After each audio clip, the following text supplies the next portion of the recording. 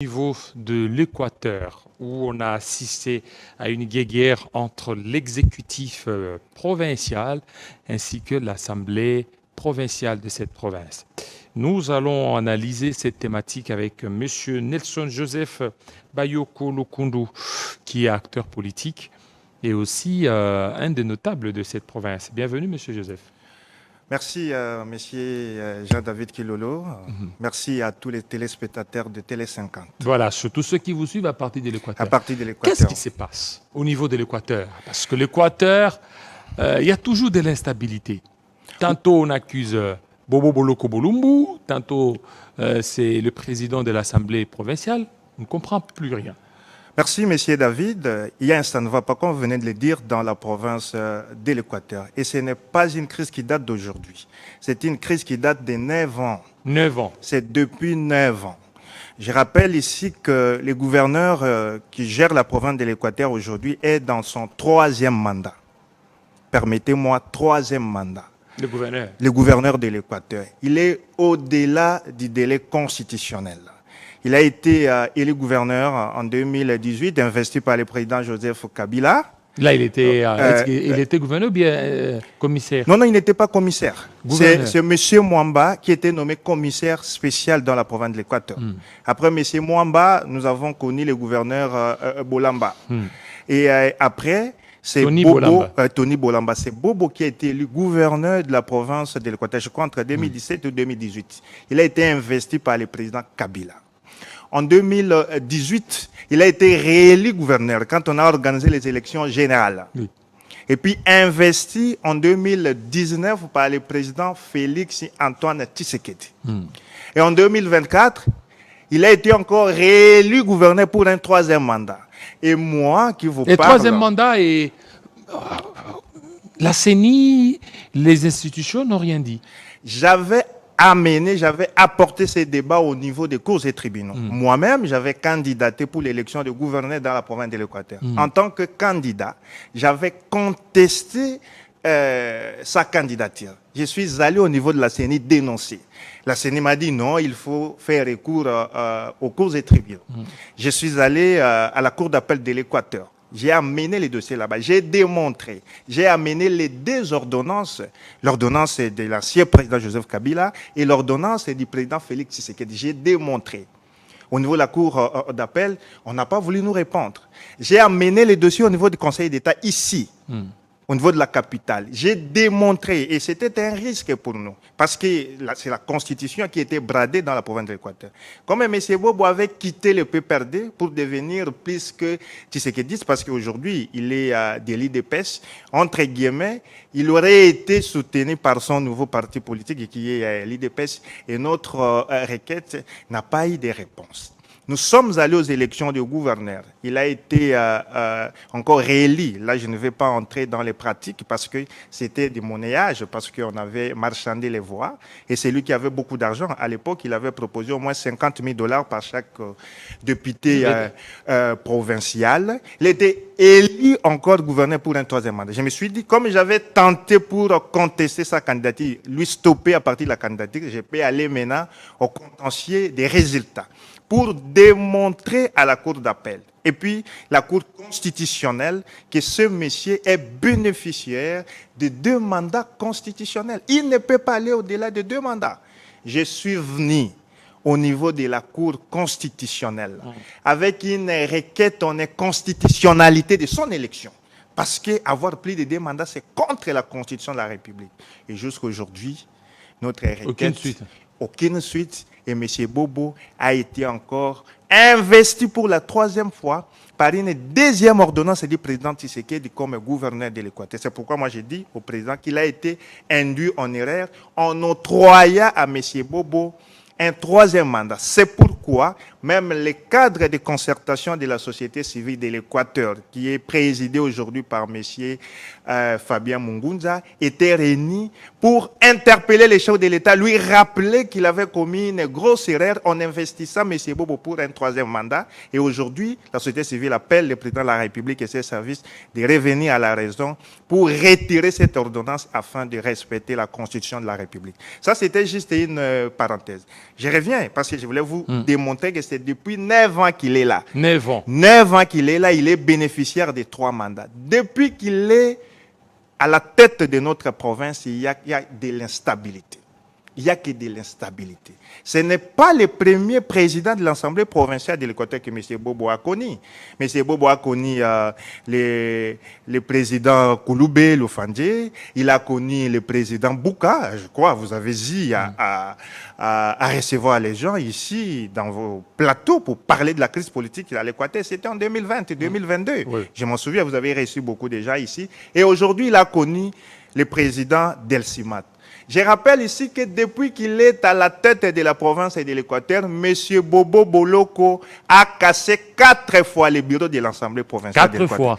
4 fois. Sans être inquiété. Sans être inquiété. Et pourquoi le ministère de l'Intérieur ne réagit pas. C'est pourquoi la population se pose la question, qu'est-ce qui se passe? Qu'est-ce que M. Bobo a fait à Kinshasa pour que ces autorités continuent de fermer les yeux sur ce qui se passe dans la province de l'Équateur? Il a cassé les bureaux de l'Assemblée provinciale de l'Équateur en 2021. Il a cassé les bureaux et les portes de l'hémicycle de l'Assemblée provinciale de l'Équateur en 2022. Il a cassé les bureaux de l'Assemblée provinciale de l'Équateur en 2024. Et aujourd'hui, en 2026, il vient encore de casser les bureaux de l'Assemblée provinciale. Mais ces services disent en 2026, il était ici à Kinshasa, il n'était pas là au niveau de l'Équateur. Alors pourquoi on l'impute ces dommages?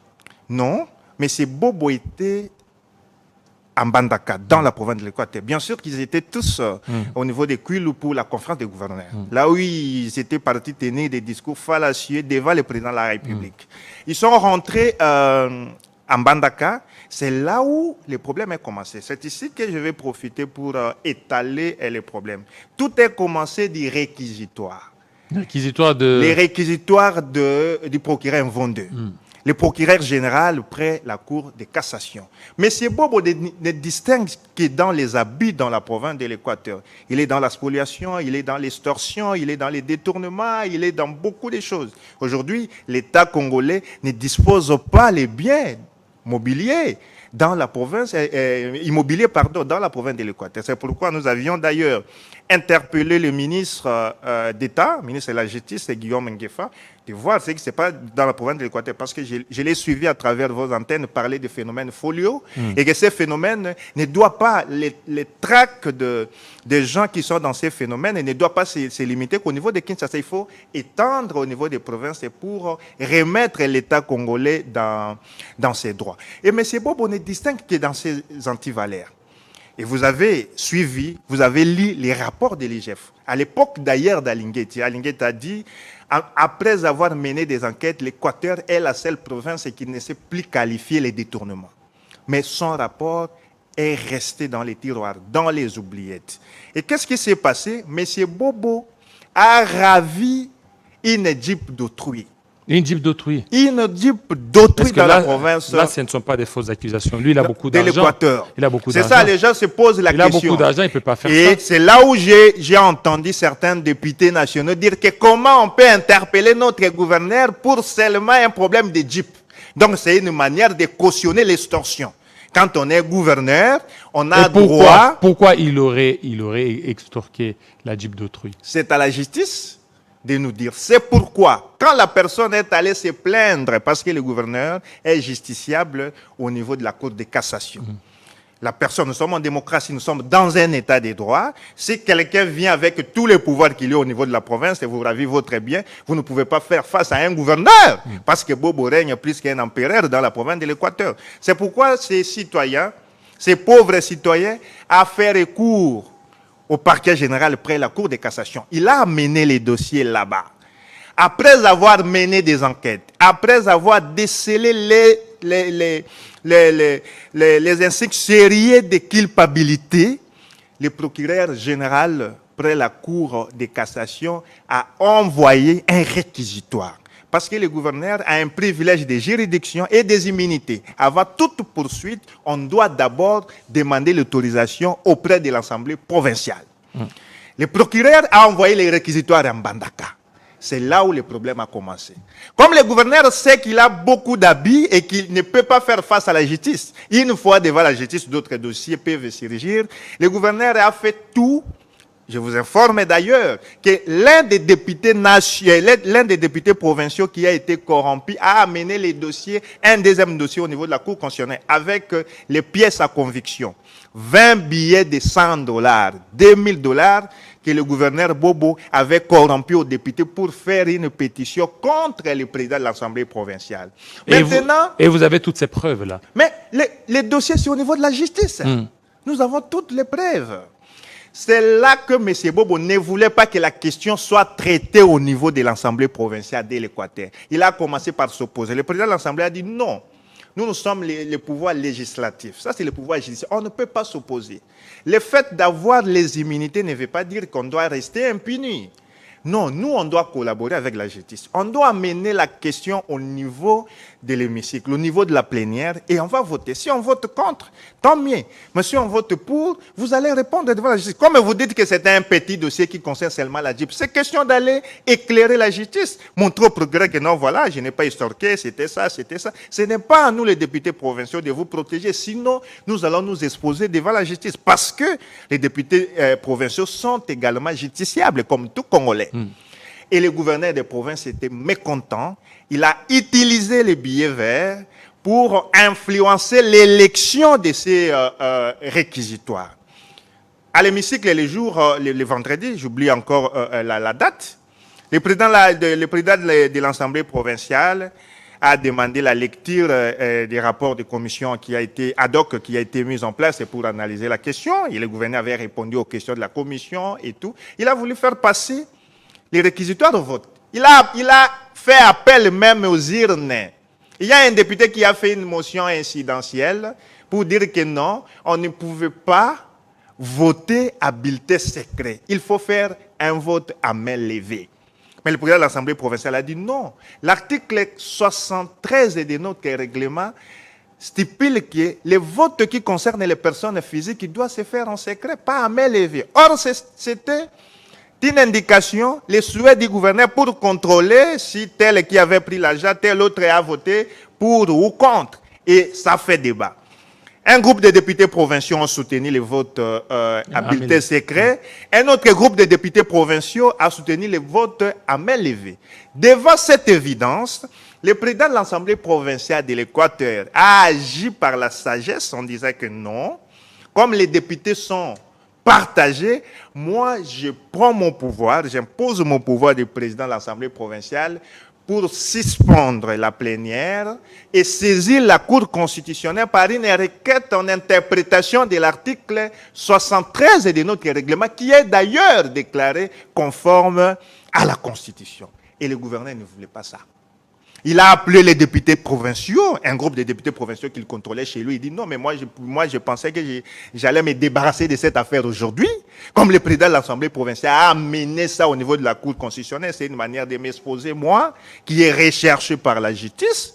Prenez l'argent, allez destituer ce président de l'Assemblée provinciale de l'Équateur. Il a donné $2000 à chaque député provincial. C'est pourquoi je vous ai dit au début ici que l'un de ces députés qui avait reçu l'argent a amené cet argent au niveau de la Cour de cassation pour comme preuve de corruption au niveau de la Cour de cassation ici à Kinshasa.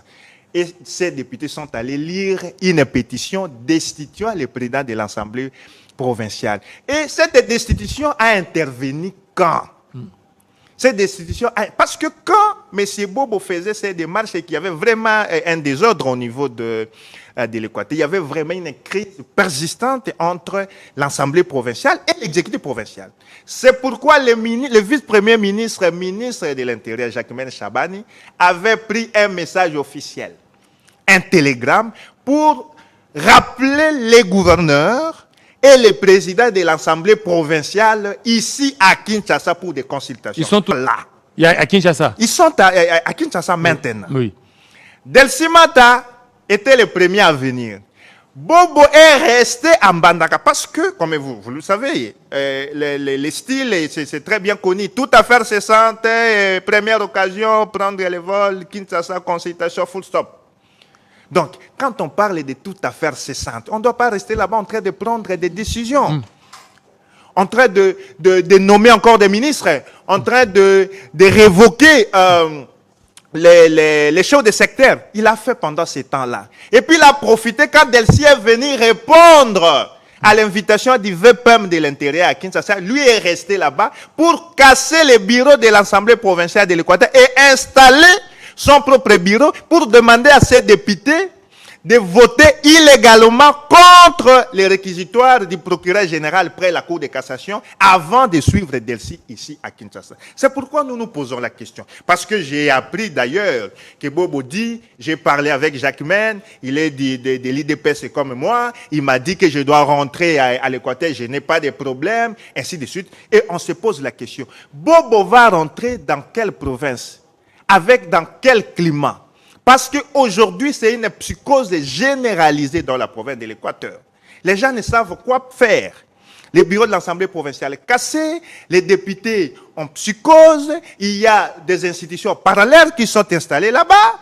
Il y a une psychose généralisée dans la ville de Mbandaka et la province de l'Équateur en général. Et Bobo doit rentrer comment? C'est pourquoi nous, les acteurs politiques de l'Équateur, nous, les notables de l'Équateur, nous demandons au président de la République. Parce que j'ai comme impression que les ministres de l'Intérieur qu'on nomme, ils gèrent avec une légèreté les provinces. Et cette question doit être suivie par des services secrets, que nous avons les services de sécurité, les services de renseignement et le président de la République lui-même. Parce que ce qui se passe dans la province de l'Équateur, si on questionne bien les services, on leur dira qu'il y a un ça ne va pas dans la province de l'Équateur et la présence des bobos dans la province de l'Équateur va insécuriser la population. Et aujourd'hui, le vice-premier ministre, le ministre de l'Intérieur vient de s'échapper d'une motion au niveau de l'Assemblée nationale ici. Et moi, je ne crois pas qu'il prendra encore ces risques de... Bon, je ne sais pas, je ne peux pas faire des affirmations ici. Moi, je parle que des choses, même si les gens des bobos disent qu'ils auraient soudoyé entre guillemets les autorités du gouvernement central pour qu'ils rentrent à Mbandaka. Mais une fois que l'insécurité va encore régner là-bas en Mbandaka, une fois que les choses ne vont plus marcher là-bas en Mbandaka, est-ce que ce ministre ne sera pas encore une fois interpellé par les députés nationaux, ou soit il n'y aura pas encore une motion contre Jacquemaine Chaban au niveau de l'Assemblée nationale pour l'insécurité en Mbandaka? Voilà, c'est une question que nous demandons aux autorités du gouvernement central de prendre ça vraiment à bras le corps, de pouvoir chercher une solution idoine. Pour nous les Équatoriens, la solution idoine aujourd'hui, c'est de maintenir encore Bobo pour quelques mois à Kinshasa afin que la tension redescende et prendre des décisions des fois durables dans les jours à venir. Merci beaucoup. Décision durable, c'est quoi? Le départ de Bobo ou le maintenir? Bon, si c'est ça, résoudre l'insécurité dans la province de l'Équateur, quant à nous, la population, on ne peut pas continuer à protéger un individu parce qu'il est gouverneur de la province et insécuriser la population. S'il faut lui maintenir ici pendant un long moment, moi je crois que ça serait une bonne solution. Merci beaucoup. Si aussi l'Assemblée provinciale peut décider le départ des bobos, moi je crois que ça va aider la population. Merci beaucoup à M. Nelson Joseph Bayoko Lokondo, qui est acteur acteur politique au niveau de la province de l'Équateur. Merci à vous, fidèles téléspectateurs. Restez branchés sur Télé 50. Tout à l'heure, c'est la grande édition de Christopher Ochokum. Il sera 19h ici à Kinshasa, 20h dans l'est de la RDC. Portez-vous très bien. À très bientôt.